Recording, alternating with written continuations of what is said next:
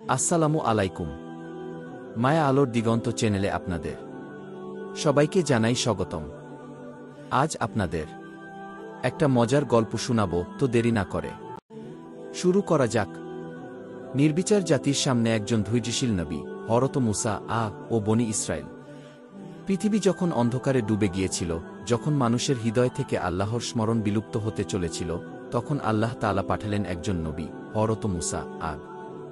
ফেরাউনের রাজত্ব ছিল তখন দুর্দান্ত কিন্তু নির্মম। সে নিজেকে কি রব্বুল আলামিন কি দাবি করত, আর মিশরের মানুষদের ওপর চালাত নির্দয় অত্যাচার। আল্লাহর আহ্বান ও প্রথম অলৌকিকতা। একদিন মুসা পাহাড়ে যান এবং তুর সিনায় একটি গাছে আগুন দেখতে পান। সেখানে তিনি শুনলেন আল্লাহর পবিত্র আহ্বান, হে মুসা, আমি তোমার প্রতিপালক, জুতা খুলে ফেলো, তুমি পবিত্র উপত্যকা তুয়ায় আছো গু। এভাবেই নবুয়তের সূচনা। আল্লাহ তাকে দিলেন এক লাঠি, যা তার হাতেই সাপ হয়ে যেত, আর দিলেন উজ্জ্বল হাত, যা আলোর মতো চকমক করত। ফেরাউনের বিরুদ্ধে মিশনে যাত্রা। মুসা ও তার ভাই হারুন একত্রে ফেরাউনের দরবারে গেলেন।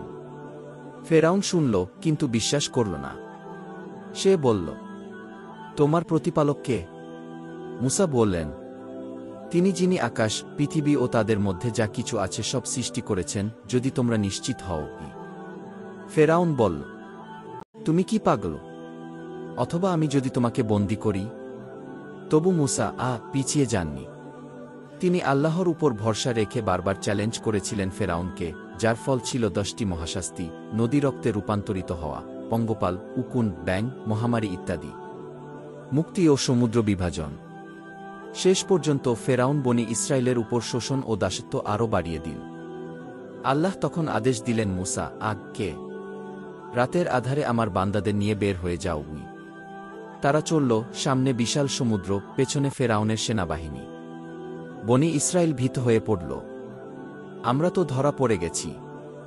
মুসা বললেন, না, আমার প্রতিপালক আমার সঙ্গে আছেন, তিনি পথ দেখাবেন।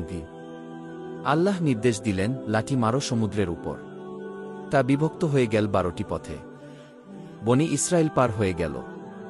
ফেরাউন প্রবেশ করতেই পানি আবার মিলিত হয়ে তাকে ডুবিয়ে ফেল। কিন্তু বিশ্বাসের চেয়ে অবিশ্বাস প্রবল হল। তারা অলৌকিকভাবে রক্ষা পেলেও বনী ইসরায়েল মুসার উপর আস্থা রাখতে ব্যর্থ হল। কিছু দূর যাওয়ার পরই তারা বলল, হে মুসা, আমাদের জন্য এমন একটি মূর্তি তৈরি করো যাতে আমরা পূজা করতে পারি। মুসা বিস্ময়ে বললেন, তোমরা এত অল্প সময়েই ভুলে গেলে আল্লাহর অনুগ্রহ। আল্লাহর পক্ষ থেকে তাদের জন্য আসমান থেকে মান্না ও সালওয়া নেমে এলো, তবুও তারা বিরক্ত হয়ে বলল, হে মুসা, আমাদের একঘেয়ে খাবার চাই না। আমাদের জন্য পেঁয়াজ, রসুন, ডাল, শাকসবজি চাই। স্বর্ণের বাছুর ও অবাধ্যতা। একবার মুসা তুর পাহাড়ে আল্লাহর সঙ্গে কথা বলতে যান। ফিরে এসে দেখেন, তার অনুপস্থিতিতে শামরি নামের এক লোক তাদের দিয়ে স্বর্ণের বাছুর বানিয়ে পূজা করাচ্ছে। তারা বলছে, এটাই আমাদের রব। মুসা রাগে হারুন এর দাড়ি ধরে টান দিলেন, কিন্তু হারুন বললেন, ভাই, আমি চেষ্টা করেছিলাম, কিন্তু তারা আমার কথা শোনেনি। আল্লাহর বিচার ও পরিণতি। এর পরিণতিতে আল্লাহ বললেন, এই জাতিকে 400 বছর মরুভূমিতে ঘোরাফেরা করতে হবে। তারা সেই পবিত্র ভূমিতে প্রবেশ করতে পারবে না। এই ছিল আল্লাহর শাস্তি, আর এই ছিল এক ধৈর্যশীল নবীর মর্মান্তিক বাস্তবতা। নিজের জাতির জন্য প্রাণপাত করেও তাদের থেকে পেয়েছেন শুধু অবিশ্বাস, বিদ্রোহ আর কৃতজ্ঞতা। এই গল্পের অন্তর্নিহিত শিক্ষা: 1. আল্লাহর পথে চলা মানেই চ্যালেঞ্জ গ্রহণ করা। নবীগণ ছিলেন তার প্রমাণ। 2. যে জাতি কৃতজ্ঞ নয়, সে জাতির পতন অবশ্যম্ভাবী। 3. বিশ্বাস শুধু অলৌকিকতা দেখে আসে না, আসে অন্তরের সত্যতা থেকে। 4. নবীগণ ছিলেন পরম ধৈর্য, ক্ষমা ও করুণার প্রতীক। আপনাদের জন্য এই গল্পটি এনেছে আমাদের চ্যানেল।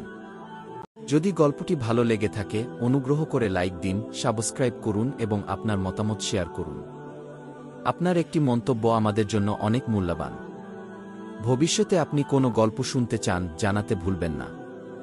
আসসালামু আলাইকুম ওয়া রাহমাতুল্লাহ।